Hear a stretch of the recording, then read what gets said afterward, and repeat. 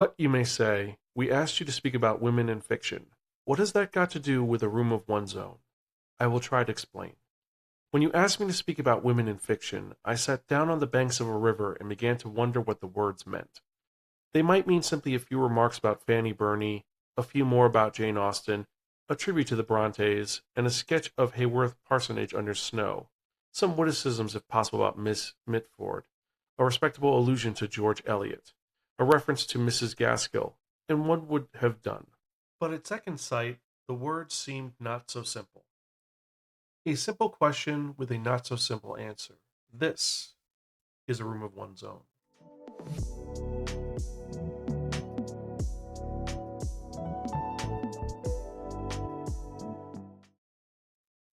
I'm Zan. Konnichiwa, aloha, buongiorno, and what's up? And welcome to the 27th installment of Project 4545 for the Spiraken Book Club. Yes, we've officially gone through an entire alphabet's worth of books, and we're back to the start with W. More importantly, I hope you're doing well and hope you're excited for another fun-filled chat as we talk about some of the best and worst and most crazy books out there going in an alphabetical order. So, what are we talking about today? Well, as I said earlier, we're talking about one which is a very important book. It is a seminal work of art that is not a novel, it is more a literary essay that was read as a speech at a college back in 1929. And what we're talking about is A Room of One's Own by Virginia Woolf. Virginia Woolf is one of the seminal authors of the past with tons of different writings, including, just to get off the top of the head, she did Jacob's Room, Mondays or Tuesdays, Kew Gardens, The Voyage Out, Letters to a Young Poet, The Common Readers, Flush a Biography, Miss Dalloway's Party, and so many other works that are considered some of the best classics of all time. And this was I said, it's an essay which she read and spoke about at a college discussing the impact of culture, society, opportunities, and women writers. She postulated that when you started out, there weren't a lot of female writers, and why is that? She brought up the fact that at colleges for men, they had all these opportunities. The food was exceptional, the area was great. Women weren't allowed in there at all. Meanwhile, you go to women's college, the food's okay, even though the fact that said, oh, beef is bad, which again, different time periods, they don't have the opportunities. But regardless, all she felt that all one needs is money and a room of one's own in order to become a great creative. Translation, they need the opportunities and the space to do it.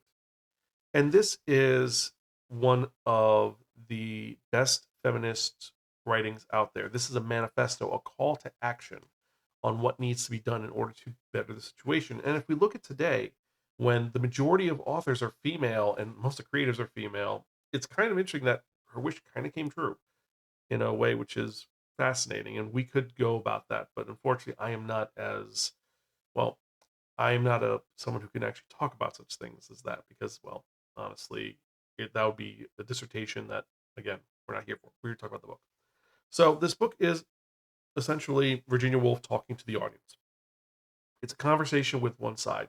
And if you listen to this as an audiobook, it's fascinating. It's well done. As you read it, the stream of consciousness aspect tends to kind of hypnotize you a little bit. Not terribly, not where it's like you're going to fall asleep 20 times, but there are moments when you're reading it and then you go stop and your brain kind of stops and you have to look back and you have to read the same paragraph again and again. But that doesn't mitigate or ruin the actual message of this piece of literature. This is important. This is an extremely well done, well, explain call to arms, as I said. It's a call to arms. This is the ultimate damn the man, get to it. It's taking on the establishment and dissecting the world to what it actually is, the truth of the matter. And that is one which you just go with. And I know that I'm tongue tied, but this is not a narrative. It's a essay.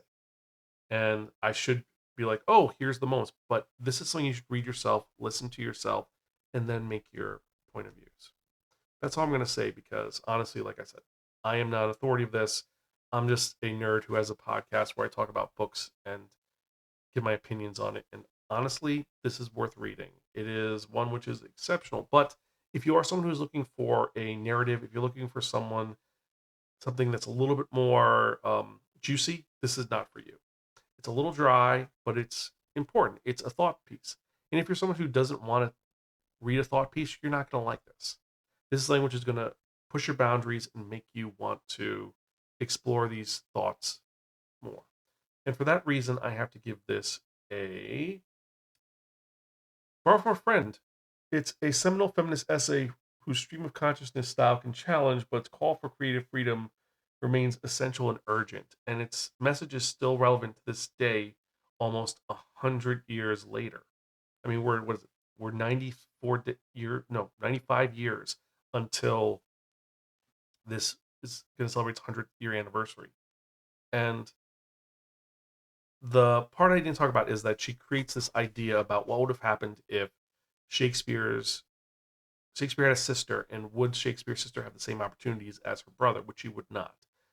She would never write her thoughts down, and that thought experiment leads to her point. I will say this: the jacket copy attributes that as a major part of this essay. It's not. It's actually in the fourth part of the essay.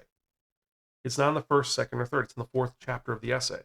So it's kind of like, hey, we're talking about this small bit here, which is a major part of her thesis to prove her point, but that shouldn't be the main hinge of it. There is more to this essay than what it was.